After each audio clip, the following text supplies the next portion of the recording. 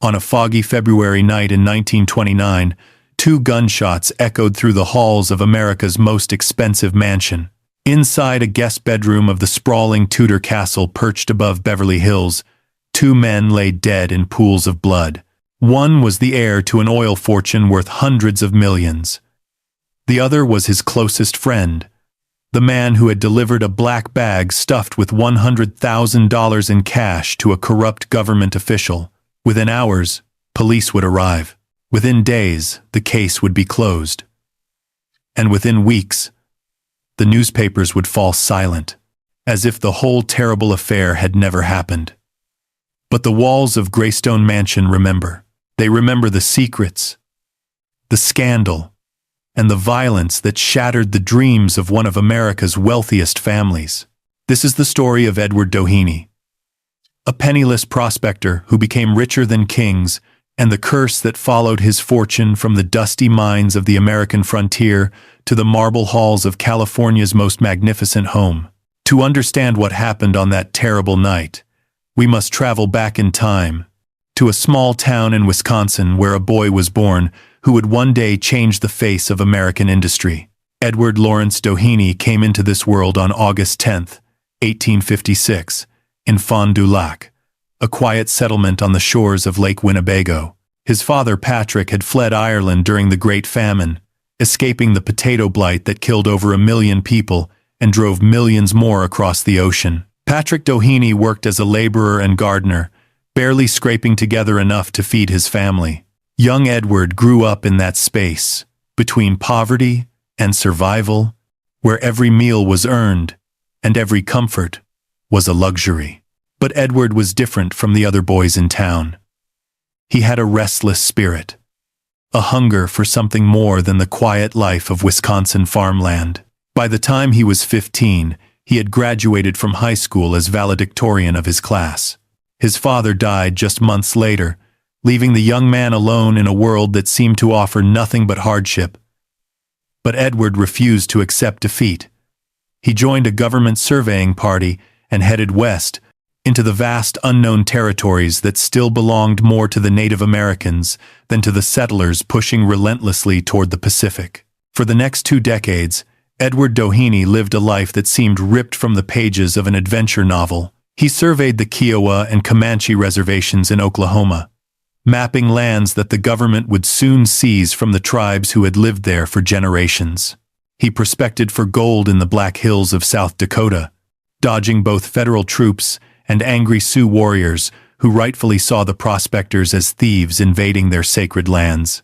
He wandered through the blistering deserts of Arizona and the rugged mountains of New Mexico, sleeping under the stars with his rifle at his side and his 6-shooter ready for whatever dangers the night might bring. He fought Apache raiders in surprise attacks that left men dead on both sides. He was mauled by a mountain lion, his hand mangled in the struggle. He fell down a mine shaft and broke both his legs, lying helpless in the darkness until rescue came. Each near-death experience only seemed to strengthen his determination to find the fortune that always seemed just beyond his reach. In 1883, while working a claim in the mining town of Kingston, New Mexico, Doheny married a young woman named Carrie Luella Wilkins. The mining camps were brutal places, filled with desperate men and constant danger. Carrie struggled with the harsh conditions, and their first child, a daughter named Eileen, was born into a world of dust and dynamite. But fortune continued to elude Edward Doheny. He would find promising claims, work them until his hands bled, and then sell them for a few $1,000s just before they yielded their true riches to someone else. He seemed cursed to always be one step away from the wealth he craved, always watching others profit from the ground he had first broken. The pattern repeated again and again until hope itself began to feel like a cruel joke. By 1891, Edward Doheny was 35 years old and had nothing to show for 2 decades of backbreaking work. He arrived in Los Angeles with his wife, his sick daughter, and empty pockets. They couldn't even pay the rent on their boarding house room. The great prospector who had survived Apache attacks and mountain lion maulings was reduced to painting houses and doing odd jobs just to keep his family fed. And then, tragedy struck again. Little Eileen, just 7 years old, died from heart disease complicated by a lung infection. The loss devastated the family. Edward and Carrie's marriage, already strained by years of hardship, began to crumble under the weight of grief. It seemed as if fate itself was determined to break this stubborn Irish immigrant. But Edward Doheny was not a man who stayed down for long. One day in 1892, as he walked through the dusty streets of Los Angeles, he noticed something that would change his life forever. A wagon rolled past him, loaded with chunks of some dark, greasy substance. He stopped the driver and asked what it was. The man shrugged and said a single word in Spanish: Brea, tar. The driver explained that people were digging it up from a vacant lot near the edge of town and selling it as fuel. Something clicked in Edward Doheny's mind. He had spent years searching for gold and silver in the mountains, always chasing the dream of precious metals. What if the real treasure was right here, bubbling up from beneath the streets of this dusty California town? What if the future wasn't gold at all, but this black, sticky substance that most people considered a nuisance? Doheny convinced his old mining partner, Charles Canfield, to join him in a desperate gamble. They scraped together $400, leased a small lot on the corner of 2nd Street and Glendale Boulevard, and started digging. They had no proper equipment, no drilling rig, nothing but picks and shovels, and the same stubborn determination that had kept Doheny alive through 20 years of frontier hardship. They sharpened the trunk of a eucalyptus tree into a makeshift drill and began boring into the earth. The work was brutal, the progress painfully slow. At 50 feet down, they hit a pocket of gas that nearly killed them both, the fumes filling the shaft faster than they could climb out. But they kept digging, refusing to give up when they were so close.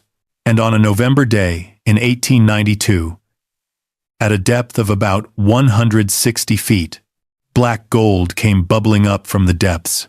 Edward Doheny had struck oil, the first successful well in what would become the Los Angeles City oil field.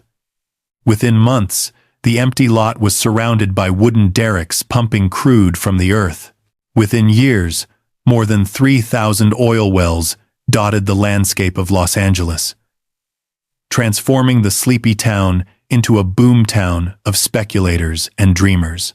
And the man who had been too poor to pay his rent was suddenly one of the richest people in California. But Doheny was just getting started. He looked south, across the border into Mexico, where rumors spoke of oil deposits that made California's fields look like puddles. In 1901, Doheny traveled to the jungles of Tampico, on Mexico's Gulf Coast. The terrain was brutal, a sweltering maze of tropical forest and disease-carrying mosquitoes that killed workers faster than they could be replaced. But beneath that jungle lay an ocean of petroleum, and Edward Doheny was determined to claim it. He established the Mexican Petroleum Company and began drilling with the same fierce determination that had driven him through decades of failure. The early wells were promising, but nothing prepared him for what came next. In 1910, his workers struck a gusher that produced over 70,000 barrels of crude oil per day. It was one of the largest oil discoveries in history, a fountain of black gold that seemed to have no bottom. Doheny had finally achieved the fortune he had chased for so long. By the early 1920s, Doheny's empire stretched across continents. His Pan-American Petroleum and Transport Company was one of the largest oil producers in the world. He owned fleets of tanker ships, pipelines that snaked across Mexico, and refineries that turned crude oil into the fuel that powered the automobiles transforming American life. His personal fortune was estimated at over $100 million, an almost incomprehensible sum in an era when the average American worker earned less than $2,000 a year. He had risen from poverty so complete he couldn't pay for a boarding house room to wealth so vast he could buy entire city blocks with pocket change. But all that money could not fill the emptiness in Edward Doheny's heart. His marriage to Carrie had ended in 1899, the accumulated grief and hardship finally breaking their bond. Carrie would later take her own life by drinking battery acid, a horrific end to a woman who had endured so much suffering. Doheny remarried to a telephone operator named Estelle Betzold, whom he called the greatest find of his life.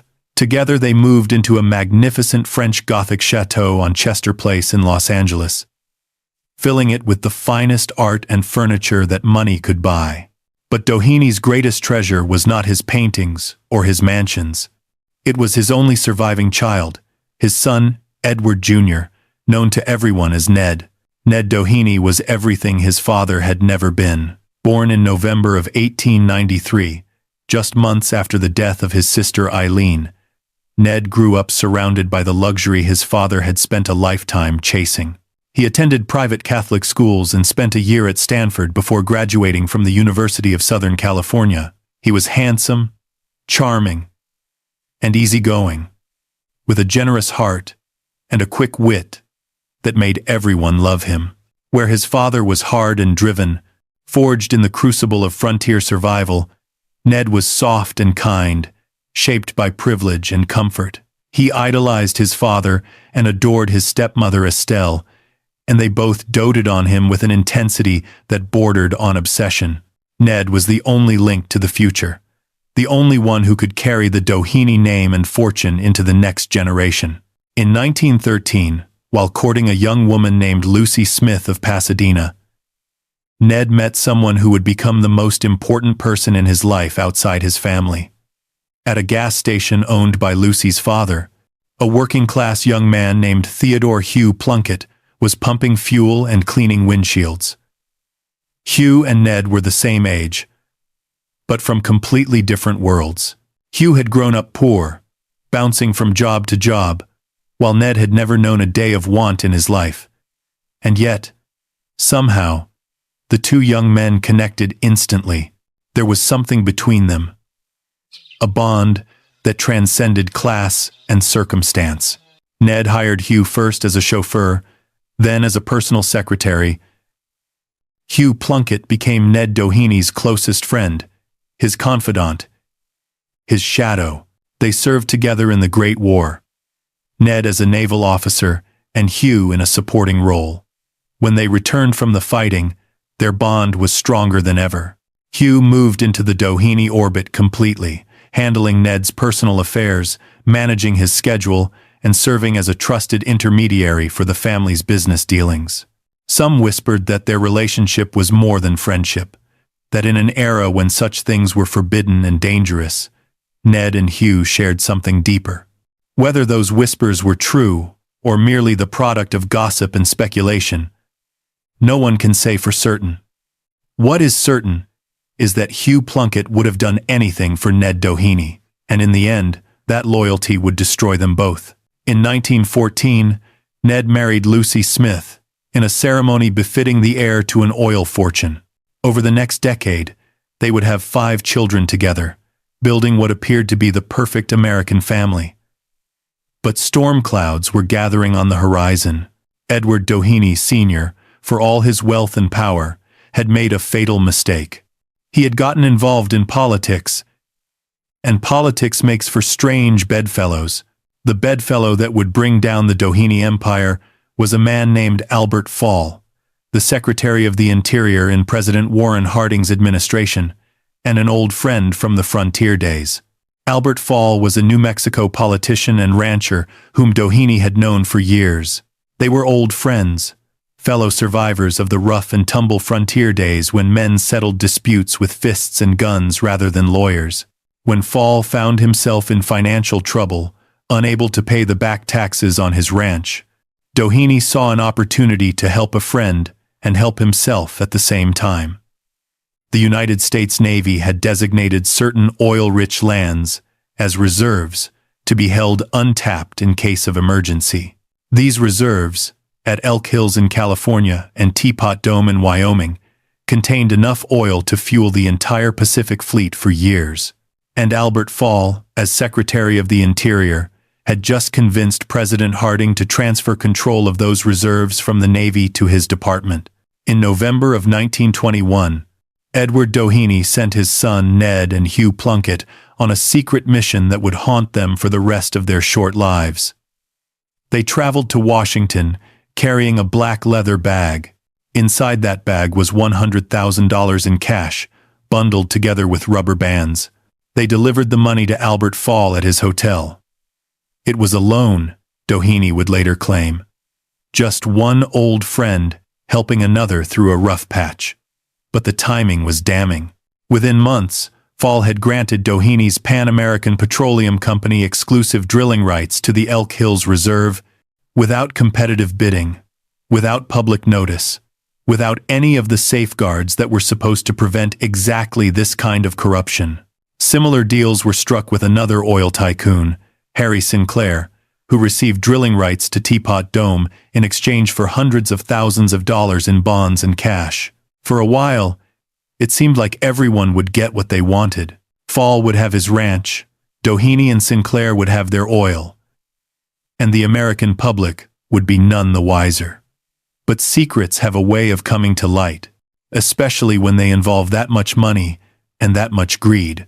In 1922, a Senate investigation began probing the oil leases. Senator Thomas Walsh of Montana, a dogged investigator who refused to be intimidated by wealth or power, spent months following the trail of money. He discovered Fall's sudden improvements to his ranch, the paid-off taxes that had been delinquent for years, the new livestock, all the signs of a man who had come into a fortune he couldn't explain. And then Walsh found the smoking gun, the $100,000 loan from Doheny that had arrived just before the Elk Hills lease was signed. The Teapot Dome scandal exploded across the front pages of newspapers nationwide. The biggest corruption scandal in American history up to that point. Edward Doheny found himself at the center of the storm. He was called before Congress to testify. His name dragged through the mud by prosecutors and reporters who saw him as the embodiment of everything wrong with American capitalism. The man who had risen from poverty through his own sweat and determination was now being portrayed as a corrupt plutocrat who bought politicians like other men bought groceries. Fall resigned in disgrace. President Harding, overwhelmed by the scandals engulfing his administration, died suddenly in August of 1923. Some said from the stress. And the trials began. Years of legal battles that would drain fortunes and destroy reputations. Fall would eventually become the first cabinet member in American history to go to prison for crimes committed while in office. But even as the legal storm raged around him, Edward Doheny Sr. was planning one last grand gesture for his beloved son. In 1926, he commissioned the construction of a mansion unlike anything California had ever seen. It would be built on a hillside overlooking the still sleepy village of Beverly Hills, on 429 acres of land that Doheny had purchased years earlier as a cattle ranch. The architect would be Gordon Kaufman, a British-trained designer who would later gain fame for his work on the Hoover Dam.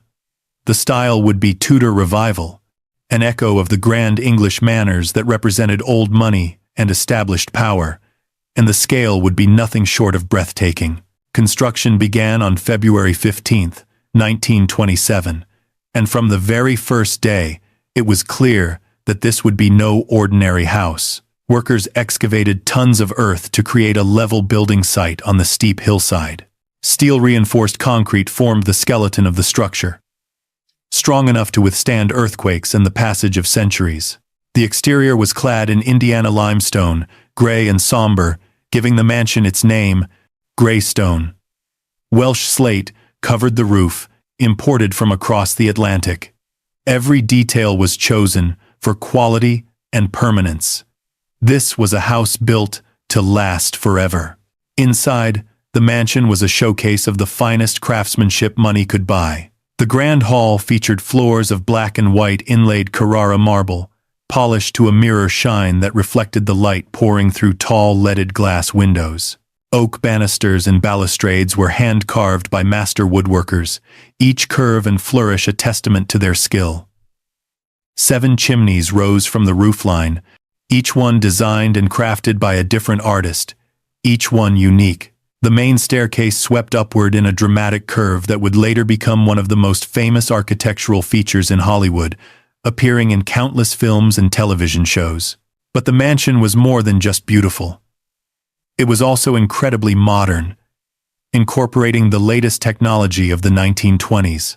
A private telephone switchboard connected every room, allowing instant communication throughout the vast house.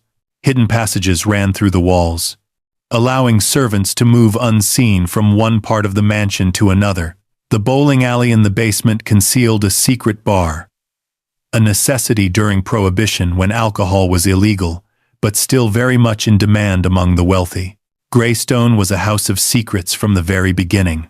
The grounds surrounding the mansion were equally magnificent. Landscape architect Paul Thiene created a wonderland of terraced gardens, ornamental pools, and winding pathways that seemed to transport visitors to a European estate.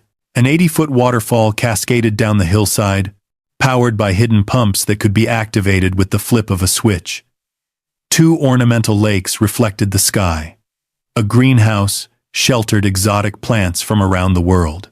Tennis courts, riding stables, a swimming pool with an adjacent pavilion, even a private fire station to protect against the ever-present danger of California wildfires. Everything was provided for the comfort and pleasure of the Doheny family. When construction was finally complete in 1928, Greystone stood as the largest and most expensive private residence in California. The final cost exceeded $3 million, equivalent to roughly $57 million in today's money. The mansion contained 55 rooms spread across 46,000 square feet, all of it sitting on 16 acres of manicured grounds. It was a palace fit for a king, and Edward Doheny Sr. presented it to his son Ned as a gift, a tangible symbol of everything he had worked his entire life to achieve. In September 1928, Ned, Lucy, and their 5 children moved in with 15 servants. The family was accompanied by a staff of cooks, maids, gardeners, and housekeepers who would keep the massive estate running smoothly. Among those who came and went freely was Hugh Plunkett, who had overseen much of the construction while Ned dealt with legal battles in Washington. Hugh had signed checks totaling hundreds of thousands of dollars, managing contractors and suppliers with the same efficiency he brought to all his work for the family. Greystone was as much his creation as anyone's, but beneath the surface of this perfect life, cracks were beginning to show. The Teapot Dome trials ground on, with no end in sight. Both Ned and Hugh had been deeply involved in the scandal, having personally delivered that infamous black bag of cash to Albert Fall, while Edward Doheny Sr.'s expensive lawyers had managed to secure immunity for Ned. Hugh Plunkett had no such protection. He faced the very real possibility of being called to testify, of being made a scapegoat for the entire affair. And as the months passed, the pressure began to break him. Those who knew Hugh Plunkett noticed changes in his behavior during the fall of 1928. The calm, capable secretary who had managed millions of dollars and complex construction projects was becoming increasingly erratic. He divorced his wife under mysterious circumstances. He started taking sleeping pills to combat insomnia, then more pills when the first one stopped working. At a lavish Christmas Eve party at Greystone, held just months after the family moved in, Hugh reportedly suffered a complete nervous breakdown, trembling and incoherent in front of the stunned guests. By February 1929, as another round of trials loomed, Hugh was having complete breakdowns. The Dohenys urged him to enter a sanitarium, but he refused, insisting he would be all right. During one visit, Ned said some impulsive remarks that upset Hugh deeply. Something fractured between them, pushing Hugh past his breaking point. On Saturday evening, February 16th, Hugh drove to Greystone, despite being told to stay away. He let himself in with his own key and went to a guest bedroom. Around 11 o'clock, Lucy heard a gunshot. She called not police, but the family doctor. When Dr. Fishbaugh arrived and they approached the room, Hugh stood in the doorway holding a gun, face twisted with anguish. He retreated inside. Another shot rang out. Both men lay dead. Ned shot in the back of the skull. Hugh face down, gun in hand. Police weren't called until 2 in the morning, 3 hours after the first shot. Within 36 hours, the case was closed. Murder-suicide, they said. But detectives had doubts. The gun belonged to Ned, not Hugh. The wound angle was strange, and Ned was buried not in the Catholic cemetery where suicides were forbidden, but at Forest Lawn, near where Hugh was also laid to rest. The theories about what really happened that night have multiplied over the decades. Some believe the official story that Hugh Plunkett, driven mad by the pressure of the Teapot Dome scandal and his own deteriorating mental health, snapped and killed his best friend before turning the gun on himself. But others see darker possibilities lurking in the shadows of Greystone Mansion. One persistent theory suggests that Ned Doheny and Hugh Plunkett were lovers, and that the murder was the result of a romantic quarrel. In an era when homosexuality was not just forbidden but criminally prosecuted, such a relationship would have had to remain deeply hidden. Some point to the intensity of their bond, the way Hugh had essentially devoted his entire adult life to Ned, as evidence of something more than friendship. According to this theory, perhaps Lucy discovered their relationship and confronted them.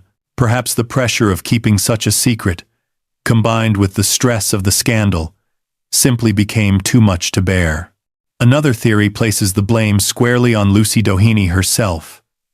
In this version of events, Lucy discovered her husband and Hugh together in the guest bedroom and, in a fit of rage and betrayal, shot them both. This would explain why she called the family doctor instead of the police, why the crime scene was so thoroughly contaminated before investigators arrived, and why the case was closed so quickly. The Doheny family had the money and influence to make almost any scandal disappear, and a wife murdering her unfaithful husband was certainly a scandal worth hiding. But perhaps the most chilling theory involves the Teapot Dome scandal itself. Both Ned and Hugh had been intimately involved in delivering that $100,000 to Albert Fall. They knew details that could have sent powerful men to prison, including Ned's own father. Hugh, lacking the family connections that protected Ned, was increasingly vulnerable to prosecution. What if Hugh had threatened to talk? What if he had decided that, facing prison anyway, he might as well tell the truth about what he knew? In this scenario, Hugh didn't come to Greystone to kill his friend. He came to negotiate, to demand protection or payment. Some investigators noted troubling inconsistencies in the physical evidence. The gun used in the killings belonged to Ned, not Hugh. The wound on Ned's head was in the back of his skull, suggesting he was shot from behind, perhaps while trying to flee or while unaware of the danger. The testimonies of the household staff seemed rehearsed, as if they had been coached on what to say. And the 3-hour delay before calling police gave ample time to rearrange the scene, move bodies, and coordinate stories. The district attorney who rushed to Greystone before the police even arrived was Buron Fitz, a man known for his connections to the wealthy and powerful families of Los Angeles. He would later be implicated in his own corruption scandals, suggesting that he was not above manipulating evidence to protect the right people.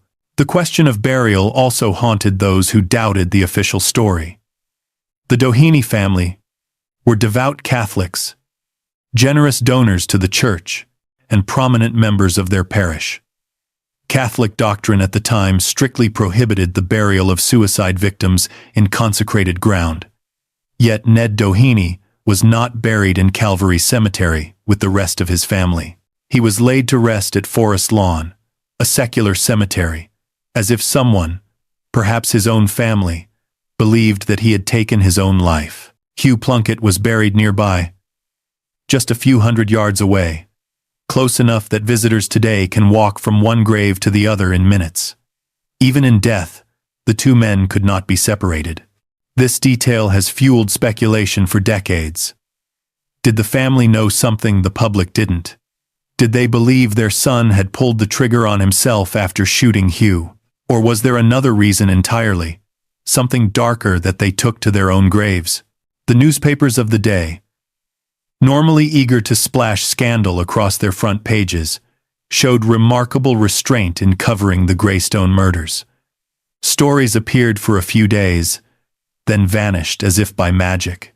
Reporters who tried to dig deeper found doors closing in their faces.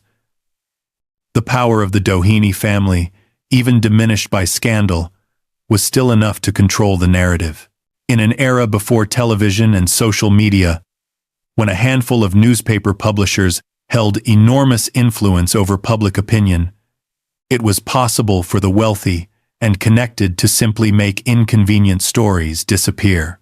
And that is exactly what happened with the deaths at Greystone. Whatever the truth of that terrible night, the aftermath was devastating for everyone involved. Edward Doheny, Sr., the man who had survived Apache attacks, mountain lion maulings, and 2 decades of frontier hardship, was utterly broken by the loss of his only son. In the weeks following Ned's death, the oil tycoon seemed to age decades. His hair went white, his shoulders stooped. The fierce determination that had driven him from poverty to unimaginable wealth simply evaporated, leaving behind a hollow shell of the man he had once been.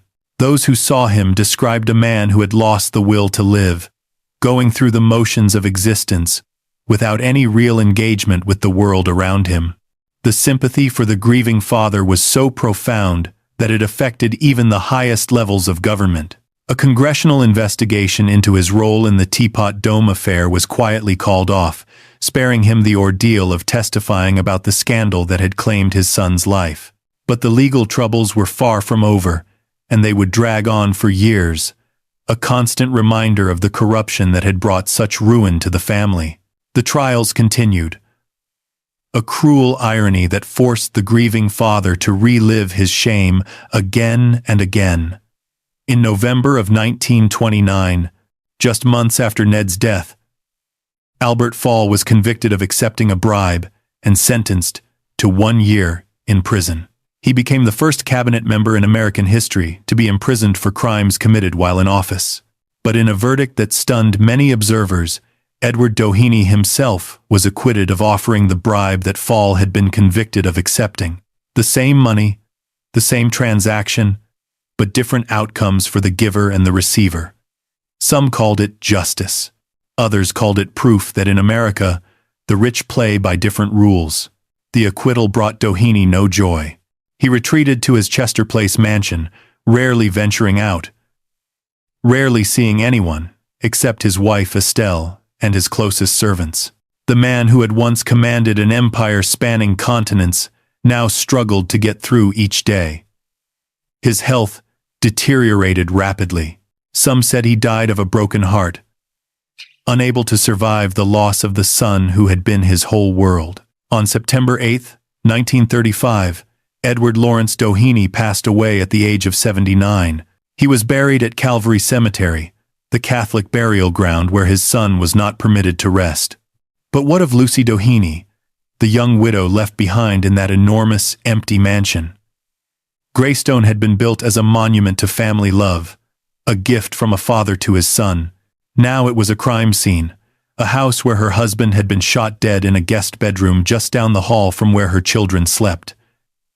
The grand staircase where they had greeted guests, the dining room where they had shared family meals, the bedroom where Ned had died. The whispers followed her everywhere she went, the unspoken questions hanging in the air like a fog that would never lift. Lucy could have fled, could have sold the mansion, and never looked back. Many expected her to do exactly that. The house was simply too large, too expensive, too saturated with grief for any sane person to remain. But she chose to stay. Perhaps she felt that leaving would be an admission of guilt, a confirmation of the whispers that followed her everywhere. Perhaps she simply could not bear to abandon the home that Ned had loved so much, the home where they had planned to raise their children together, the home that represented everything their marriage was supposed to be. Or perhaps she stayed because she had nowhere else to go, no identity apart from being Mrs. Edward Doheny Jr., mistress of the grandest house in California. Whatever her reasons, Lucy Doheny remained at Greystone, raising her 5 children in the shadow of tragedy, determined to give them as normal a childhood as possible under impossible circumstances. In 1932, just 3 years after the murders, Lucy married again. Her new husband was Leigh Batson, an investment dealer who had been a family friend for years. The wedding took place in the living room of Greystone, in front of the very fireplace where the family had once gathered on cold winter evenings. Spring blossoms and American Beauty roses decorated the room, as if nature itself was trying to cover the stains of the past. Lucy wore a simple gown and a single piece of jewelry, a diamond and jade pin that was a gift from her new husband. It was a quiet ceremony, attended only by close family and friends, a deliberate contrast to the glittering society wedding she had shared with Ned nearly 2 decades earlier. For the next 23 years, Lucy and Leigh Batson lived at Greystone, maintaining the estate and raising Lucy's children to adulthood. The mansion that had been built for celebration became a place of quiet endurance, its grand halls echoing with the ghosts of what might have been. The children grew up and moved away. The staff aged and retired. And slowly, imperceptibly, the great house began to show its years. By 1955, Lucy had grown tired. The mansion that had once seemed like a palace now felt like a burden, too large for 2 aging people to manage, too expensive to maintain in the style it deserved, too full of memories that she could never escape no matter how many rooms she avoided. The children had grown up and moved away, building their own lives far from the shadow of Greystone. The servants who had known Ned, who remembered the golden days before the tragedy, had aged and retired or passed away themselves. And slowly, imperceptibly, the great house began to show its years. Paint peeled in rooms that were no longer used. Gardens that Paul Thiene had designed with such care grew wild and overgrown. The fountain that had once cascaded 80 feet down the hillside fell silent. Lucy made the decision that she had resisted for over 2 decades.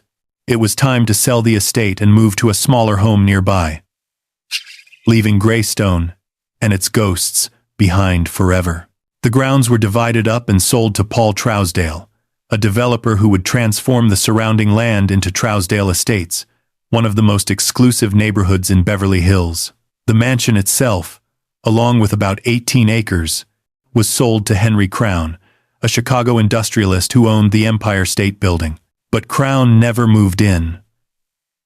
When his wife learned the history of the house, the murders and the scandal and the whispers of ghosts, she refused to set foot inside. The mansion sat empty for nearly a decade, its windows dark, its gardens slowly returning to wilderness.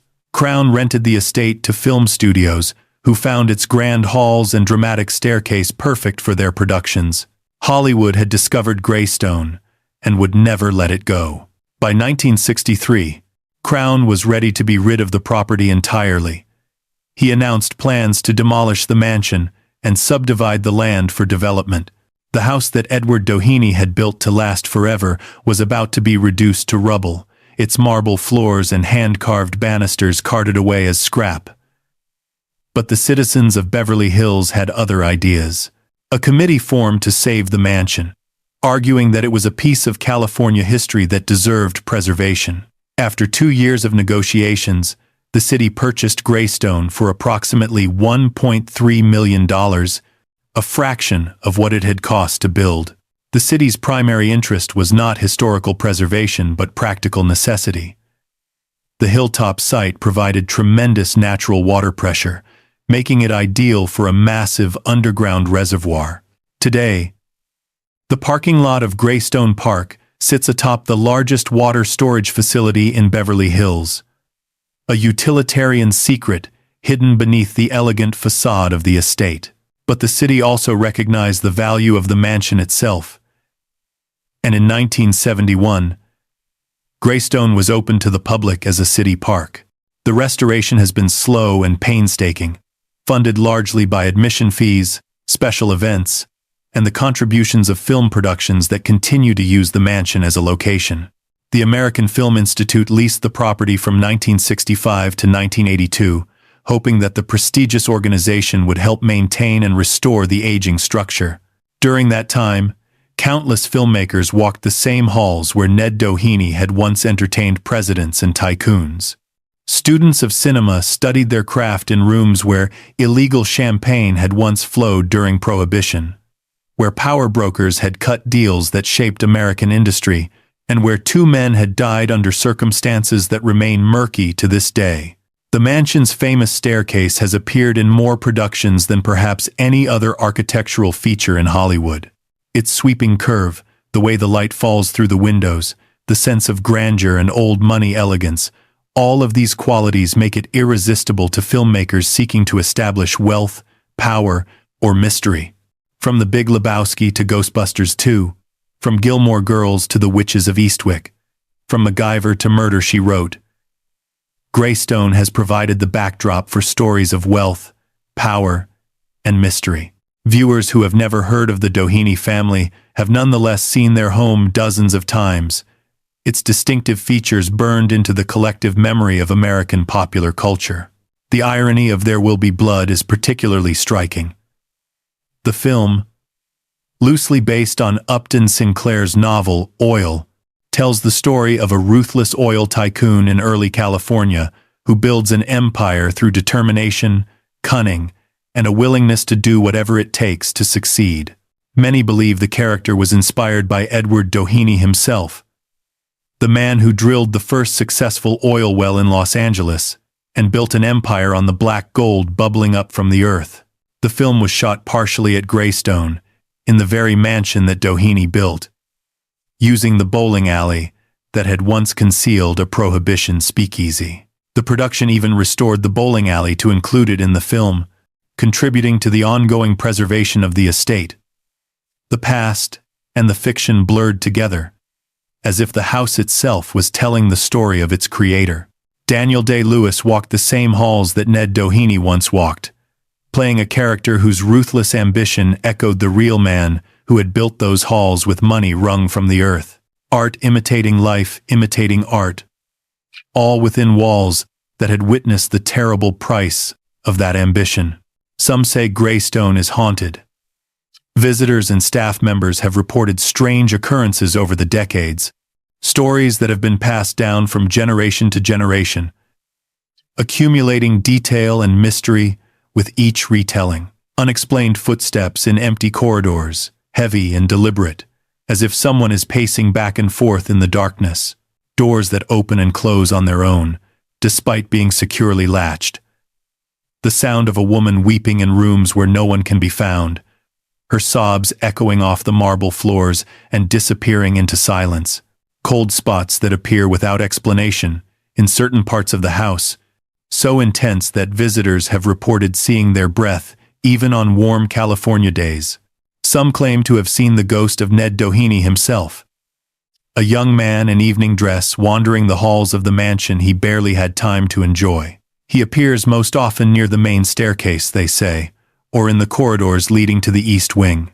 Others report a sense of overwhelming sadness in certain rooms, particularly the guest bedroom where the murders took place.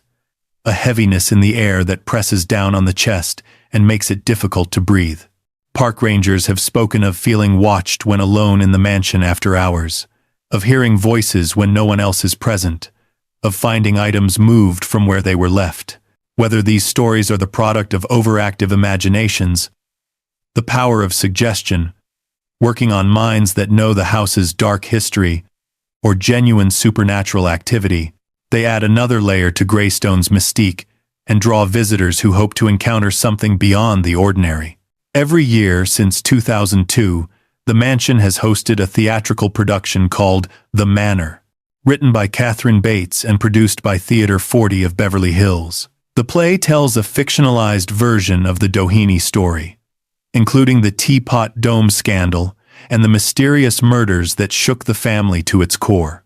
Audiences are divided into groups and led through various rooms of the mansion, watching scenes unfold in the very spaces where the real events occurred nearly a century ago. Actors portray the Doheny family, their servants, and the investigators who tried to piece together what happened that terrible night. The experience is immersive and unsettling, blurring the line between theatrical performance and historical reenactment. It is Los Angeles's longest-running play, a testament to the enduring fascination with the Doheny tragedy and the public's hunger for answers that will never come. Lucy Smith Doheny Batson lived to be over 100 years old. In her final years, she resided in a luxury condominium on the Wilshire Corridor, far from the mansion that had defined so much of her life. Her grandchildren remembered that at the end, she would wake each morning, dress carefully for a luncheon engagement, and sit in a wingback chair in her living room with her purse on her lap, and wait. Perhaps she was waiting for guests who never came. Perhaps she was waiting for her car to arrive. Or perhaps she was simply waiting for answers to questions that had haunted her for 7 decades. What really happened that night? Who pulled the trigger? And could she have done anything to stop it? The answers died with her, as they had died with Hugh and Ned and Edward Sr. and all the others who knew the truth. What remains is the house itself, standing proud on its hillside above Beverly Hills, its gray stone walls keeping their secrets as they have for nearly a century. Today, visitors to Greystone can walk the same grounds where the Doheny family once strolled, admiring the terraced gardens that Paul Thien designed with such care. They can peer through the windows of the mansion and imagine the grand parties that once filled its halls with laughter and music. On certain days, guided tours allow visitors inside, where they can stand in the grand hall and gaze up at the famous staircase, or walk the corridors where servants once hurried with trays of illegal champagne. But no tour takes visitors to the guest bedroom in the East Wing. That room remains closed, a silent memorial to the violence that shattered the Doheny dream. Some say you can feel the weight of history there, pressing down like a physical force. Others say you can hear whispers, though no one is speaking. And a few claim that if you stand very still, in the quiet hours when the tourists have gone home and the sun is setting over Beverly Hills, you can almost see 2 young men, friends since childhood, bound together by loyalty and secrets, facing each other across a divide that neither of them could cross. The story of Greystone is, in the end, a very American story. It is about the pursuit of wealth and the price of ambition. It is about the corrupting influence of power and the lengths people will go to protect their fortunes and their reputations. It is about friendship and betrayal, love and loss, and the secrets that families keep locked behind their doors. Edward Doheny rose from nothing to build an empire, only to watch that empire crumble around him as scandal and tragedy consumed everyone he loved. His son Ned had everything a man could want: wealth, family, a mansion that was the envy of California, and lost it all in a single night of violence that has never been fully explained. The mansion they built still stands, beautiful and haunted. Its walls hold memories that will never fade, stories that will never be told, and truths that will never be known. Greystone remains, as it was always meant to, a house of secrets. As the sun sets over Beverly Hills and the lights of the city begin to twinkle below, the gray stone walls of the mansion catch the last rays of daylight, glowing briefly gold before fading into shadow. The gardens grow quiet. The fountains fall silent. And somewhere in the depths of the house, perhaps, 2 old friends meet again, as they have every night for nearly 100 years, forever bound by the mystery of what happened in that guest bedroom, forever trapped in the moment before the gunshots echoed through the halls. Some stories have endings. This one has only questions. What really happened at Greystone on the night of February 16, 1929? Who killed Ned Doheny and Hugh Plunkett? And will we ever know the truth? The mansion keeps its secrets. The walls will never talk. And the mystery of Greystone endures, as eternal as the gray stone from which it takes its name, as permanent as the fortune that built it, and as haunting as the tragedy that will forever define it.